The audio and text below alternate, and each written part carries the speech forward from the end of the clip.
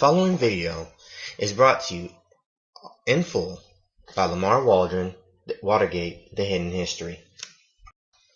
So one thing that you really cannot do, you cannot talk about campaign finance reform if you're not going to talk about the person that was central to most of the campaign finance reforms that we've had in the modern history. The reason being, Richard Nixon is central to everything that was relating to campaign finance reform. Of course, it's not a really strong subject, and it's very interesting once you look into the Watergate break-ins at why it's so relevant to what we're doing today. And if you really truly want to have a Democratic Party, if you really truly want to have democracy here in the United States, you will have to regulate campaigns so you don't have the kind of corruption that went into the story of Watergate.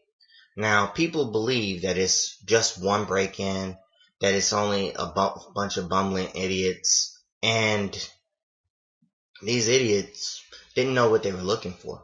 Far from the case. The fact is, this was done by high-profile people. Washington Post did not break this story because most of it wasn't even known until the documents were passed out during the 90s. And the fact is, these bumbling idiots were high-level CIA operatives as well as retired CIA operatives who would later be caught red-handed with this, but it has plenty to do with Cuba, it has plenty to do with JFK, and it has plenty of involvement with everything that was going on in regards to being bribed by the mafia, the CIA executing these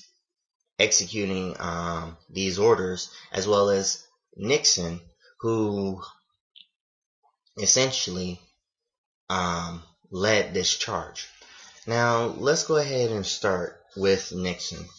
Now, Nixon, if people don't know, got his start in gambling in the Navy as a poker player. As he's coming up as an officer, he would meet very different people, such as this CIA operative of George H.W. Bush, Bush Sr. He would meet people like Alan Dulles, who was meeting with the National Socialist Party of Germany. Reason that is so important is that Alan Dulles would help him to find people such as Sam Goebbels, who's his mentor, and the same type of rhetoric that worked for Nazi Germany. Let's remember, Nazi Germany and the National Socialist Party is a right-wing fringe group.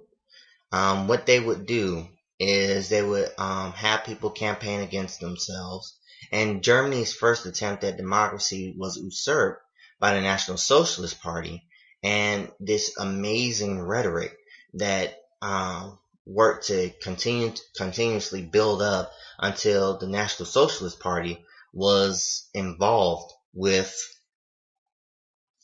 taking away people's rights, such as the Jews. And of course, we're not going to get into the National Socialist Party. That's just very relevant to know exactly what type of techniques were used. Campaign dirty tricks that seem to work to this day. And that, again, that was perfected by Nixon and has worked as a template for the Republican and Conservative Party of today. But let's get back into Nixon. He would meet through the OES, which was a part of Alan Dulles, and the CIA. He'd meet people in IBM, Exxon, Ford, Coca-Cola, Prescott Bush. There'd be the Eastern Establishment Company, which George H.W. Bush came from, and spent his life in the CIA. So he was getting campaign funds from people such as Howard Hughes, who's the Koch brother of his day, Mickey Cohen, who's a flashy mob boss. And this is and what Mickey Cohen would do was he would shake down bookies Like, it's reported that he shook down 200 bookies, got them into a room, shook them down by getting them the funds for Nixon in his 1946 campaign. And of course, Maury Chalder, who was essentially the Karl Rove for Nixon, he was the guy that basically linked Nixon up to Mickey Cohen. And Nixon, of course, knew that he couldn't necessarily be connected with Mickey Cohen in any way. So he'd sit down, say his things, and then he'd move on, and try to get the hell out of Dodge. And that's essentially what would happen. That's essentially what would happen with his 1946 campaign. You had JFK versus Vice President Nixon. Vice President, of course, Eisenhower is the president, and under him, Nixon is fighting against the mafia and Jimmy Hoffa, or JFK is rather. So the Teamsters overwhelmingly support Nixon during 1960. This comes into play because they wanted to support Nixon to avoid an indictment by giving him a $1 million bribe in 2 installments. The first installment was for Jimmy Hoffa in September of 1960 was from Carlos Marcello, who was the godfather of Louisiana and Texas. Santo Trafficante was the godfather of parts of Florida. And then you had the New Jersey and Chicago contributes. And Sam Giancana's man, who's Johnny Roselle, was involved with the plot to kill Fidel Castro.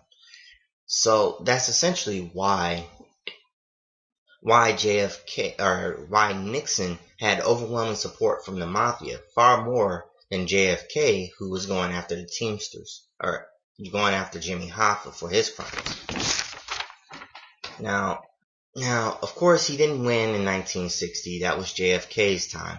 And JFK would later go on to have a secret coup to go against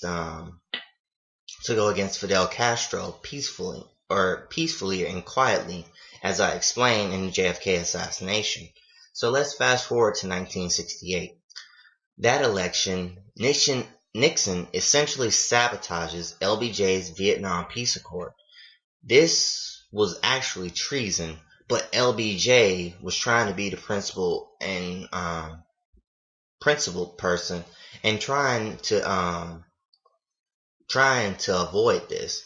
There's actually a video voice saying him talking to the House speaker and telling him about how he essentially was committing treason.